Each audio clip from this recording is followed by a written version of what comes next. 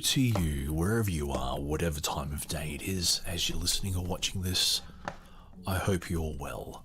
My name is Damien, the tall, friendly Atheist Dad, and host of the Tall, Friendly Atheist Dad podcast, as you can see in the top right hand of the screen.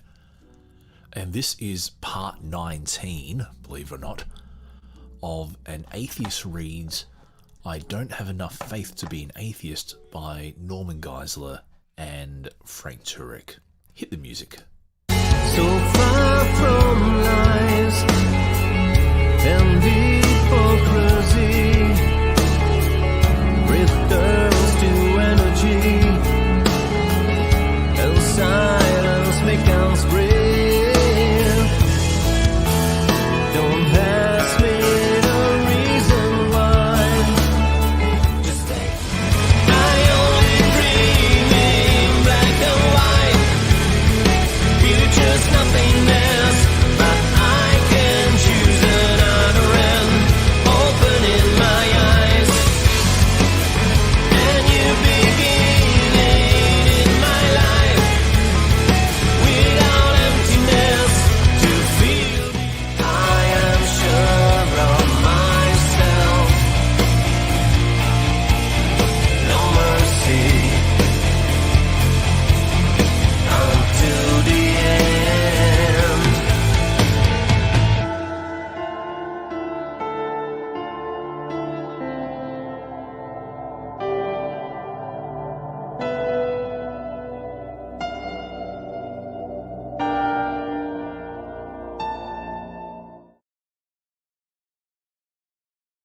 Oh yes, this is Damien, the tall, friendly Atheist Dad, and reading yet again this book, I Don't Have Enough Faith to Be an Atheist by Norman Geisler and Frank Turek. And I'm going to be outright and say that these two guys are two of the worst apologists I have ever come across. No, I don't say that lightly. Norman Geisler is probably more of an apologist from a previous generation. Frank Turek is, I don't, how can I say, I don't take many of his arguments, or even, like, how can I say, if I didn't have proof that Frank Turek's name is Frank Turek, I wouldn't believe his name is Frank Turek. I'll say that much. So anyway. So I'm currently on page 123 of I Don't Have Enough Faith to Be an Atheist. And so what I'm doing with this series, especially the previous 18 parts, I'll read a little bit, I'll give you my on-the-spot responses, and you can just listen, relax, agree, disagree, or whatever.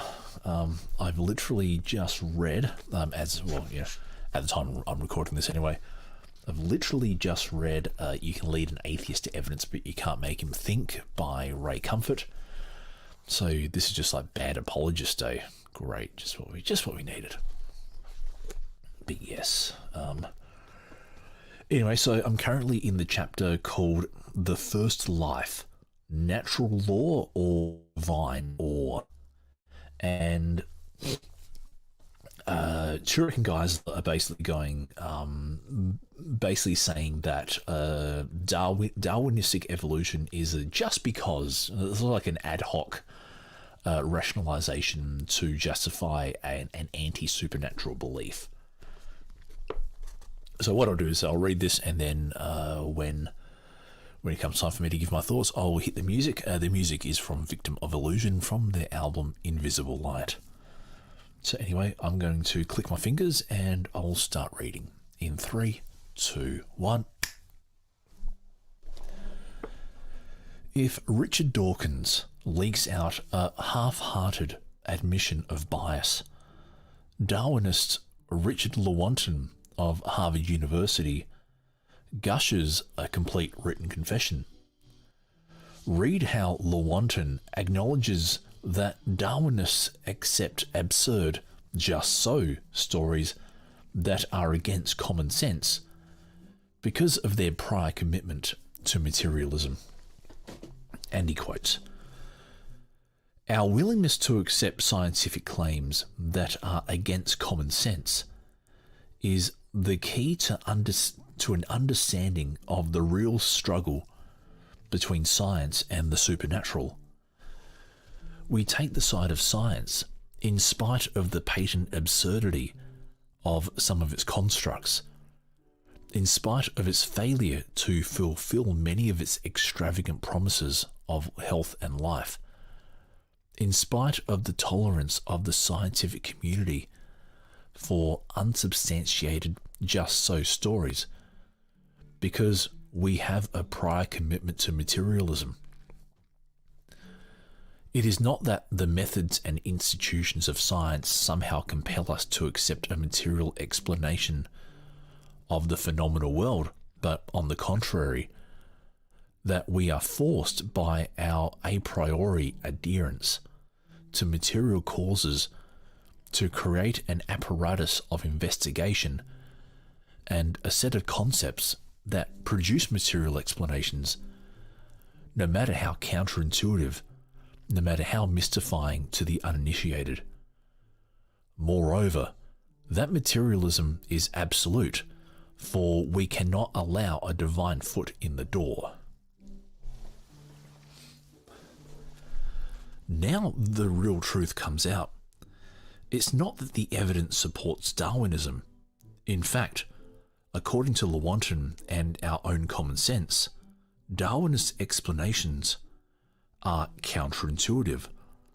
The real truth is that the Darwinists have defined science in such a way that the only possible answer is Darwinism. Any other definition would, God forbid, allow God to get his foot in the door. In the next chapter, we'll investigate the possible motivations for keeping God out. For now, the bottom line is this. The event required to get the atheistic theory of macroevolution off the ground, the spontaneous generation of life, is believed because of the false philosophical assumptions disguised as science, not because there are legitimate scientific observations that support spontaneous generation.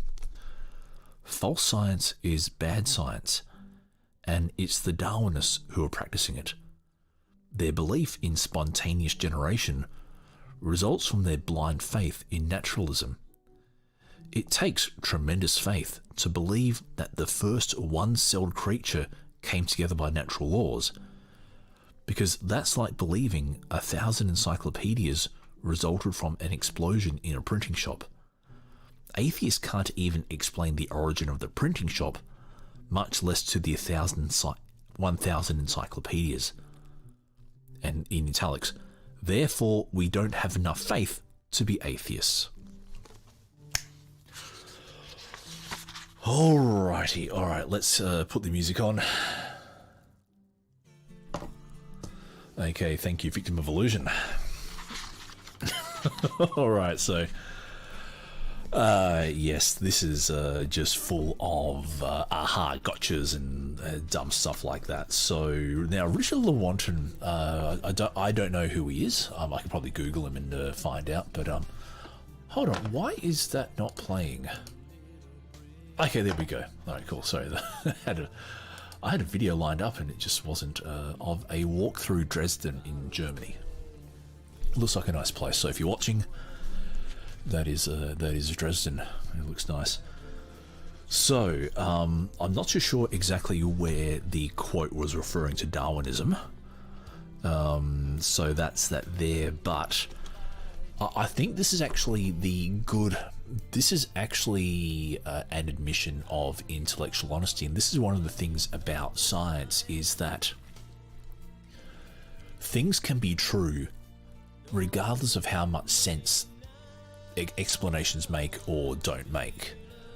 Because if we got rid of explanations simply because they did or didn't make sense, no matter how much evidence there is to them, we wouldn't be intellectually honest. So for example, let's say you're on trial for, a crime of some sort, And let's say all the circumstantial evidence puts you at the crime scene, but all the forensic evidence puts someone else there instead. Now, if we went by common sense, you would be doing the jail time, whereas if we went by the forensic evidence, the perpetrator would. And this is exactly what happened in the dark old days of the Jim Crow laws, where African American, mostly men, were pinged for crimes because they just happened to be at the wrong place at the wrong time, and a racist zeitgeist, pointed them out, and on the basis of false testimony. Oh, ich liebe dich. Yeah, that's very nice. And it would have been preposterous that a white guy committed the crime instead of the black guy who they have on the stand. But in Turek and Geisler's world, it's okay to accept that the black guy would be guilty because, how dare you accept something that's counterintuitive? How dare you accept something just because? So I think the fact that you accept the evidence where it leads, regardless of your personal assumptions, is and this is something that King Crocoduck made in his debate with Kent Hovind. So Kent Hovind kept on going, how could everything be squished down into something smaller than a point on a page? And King Crocoduck replied with, well, science isn't here to fulfill our intuitions. I think that's a very good point. Like, if you you have to, we don't know everything. All we can do is again, just go off the evidence, be a feasibility, as I may say. So in this, and yes, we do take the side of science in spite of the patent absurdity of some of its constructs. Now, I don't quite get what he means, but in spite of its failure to fulfill many of the extravagant promises of health and life, because I would say that the scientific method, as applied in the field of medical technology, has increased life expectancy, has cured diseases, has found the causes and treatments for mental health issues and epilepsy and stuff like that. So it's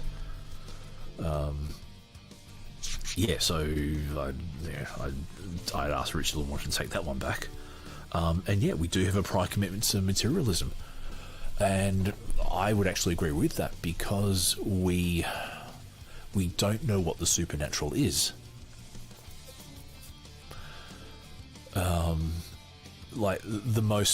The most common explanation of the supernatural is just what the natural can't explain, but that's not telling me what the supernatural is.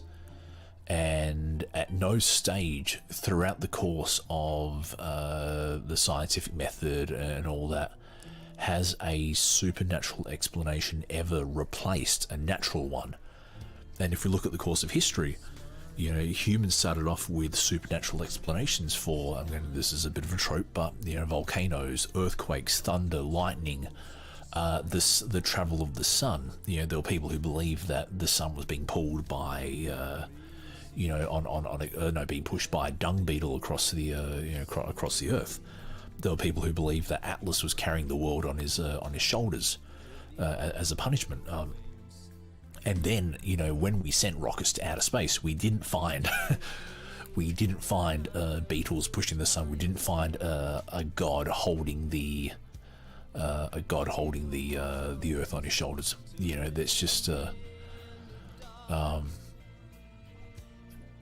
So this is what's your saying?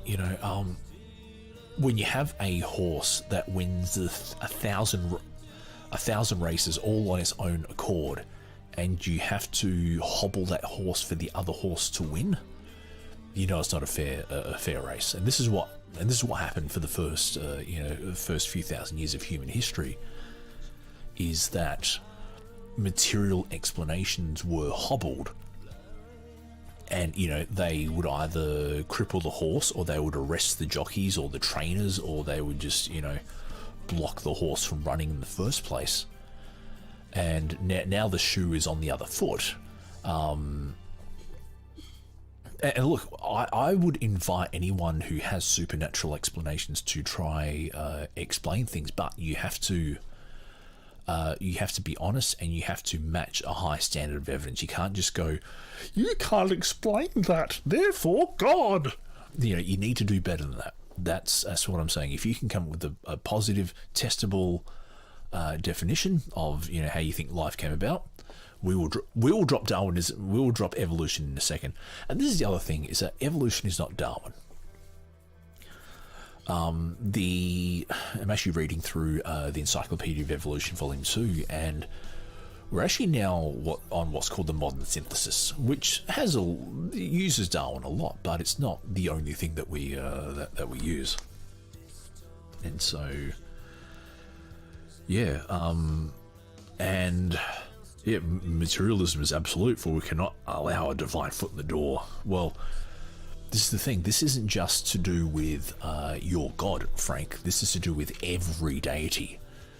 And this is I remember this brings me back to a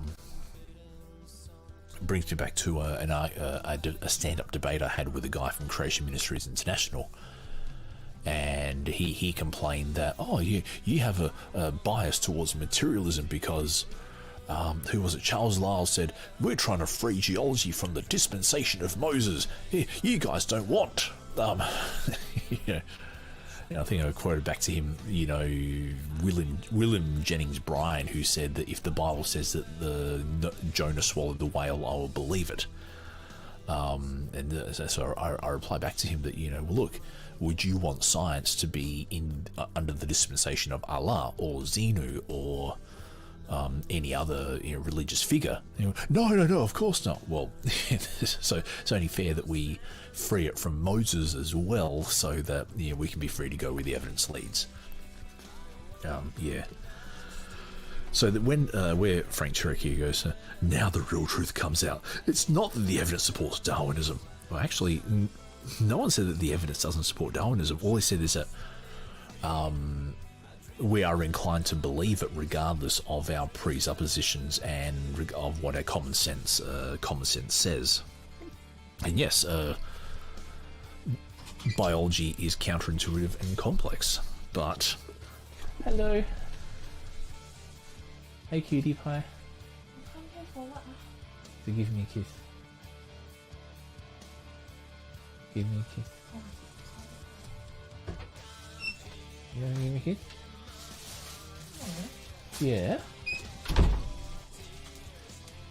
practicing that one. I'm thinking of something that for Okay, cool. Sounds good. Okay.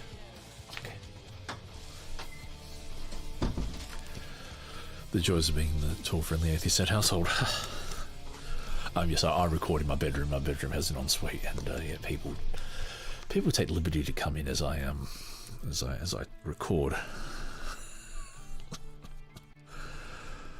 But no, Darwinists have not defined science to forbid God. All we've done is that if we allow the supernatural to be an explanation, then we're going to shoot ourselves in the foot. Like if you went to a hospital and they said, you need to go to a temple and sacrifice depending on your income, you need to sacrifice 2 doves to a deity and then stay outside for 7 days. Would you accept that as a way of curing your skin disease? And you would go no. So not even you accept divine feet in the door when it comes to the important things. So yeah. And then this is probably the part that really gets my goat is where was it on the next page? For now, the bottom line is this: the event required to get the atheistic theory of macroevolution off the ground, the spontaneous generation of life, is believed because of false philosophical assumptions disguised as science. Okay, so the first thing that rankles me is that intelligent. Frank may not be aware, and I think this was actually written before the Kitzmiller versus Dover trial. But 2005-2006, Kitzmiller versus Dover Area Public School Board. What happened was that some concerned parents took a class action against the Dover Area School Board for trying to introduce intelligent design into the education system. It was basically creationism, but disguised as the intelligent design. They're called creationist intelligent design proponents. That kind of stuff. The Discovery Institute got involved as well. All this kind of stuff. And the judge found that intelligent design cannot be removed from its religious antecedents. And that intelligent design is a propagation of religion. So, look, if you're comfortable with being taught things from a religious viewpoint, sure, but don't expect that to be truth. Don't expect that to fly. You know. And the other thing is that we don't believe in the spontaneous generation of life.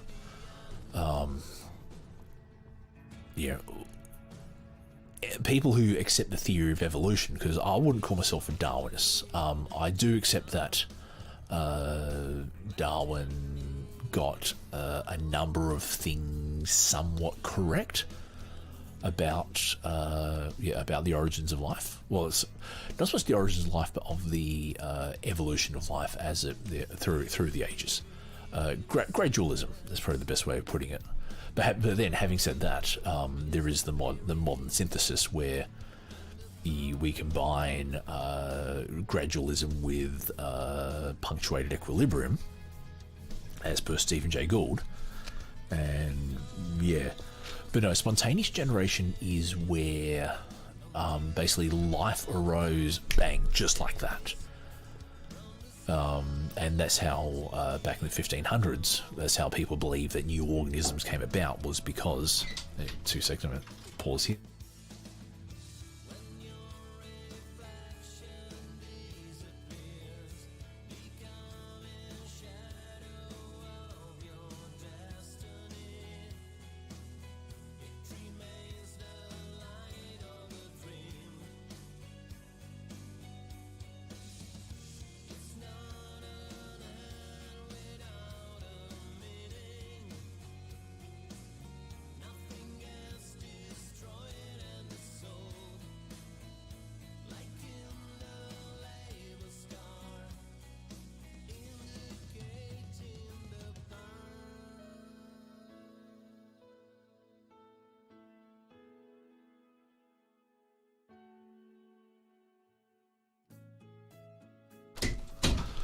All right, that was the sun this time.